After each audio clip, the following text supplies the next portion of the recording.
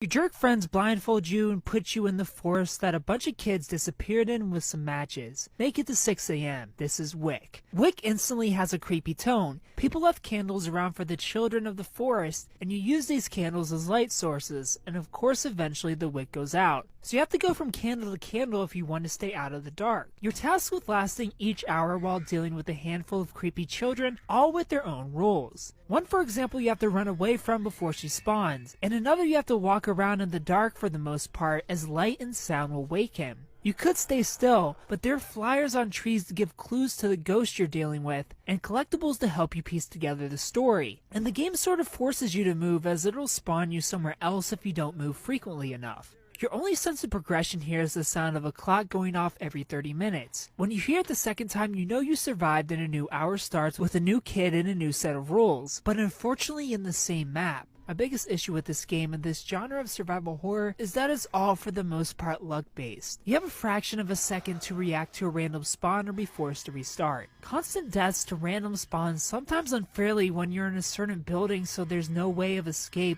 feels cheap. And ultimately makes the ghost children feel like annoying gimmicks rather than terrors to deal with. That's not to say I didn't get scared, as there's plenty of jump scare moments, but really only jump scare moments. The environment isn't really all too unsettling, especially since the map doesn't change. You get used to it fairly quickly. I feel like each hour taking place in a new area of the forest could have greatly helped it, and maybe a little more forgiveness and allow a slighter larger window to react to enemy attacks. Wick will definitely get your heart racing, but ultimately ends up being frustrating rather than a terrifying and addictive time. I give Wick a 5 out of 10.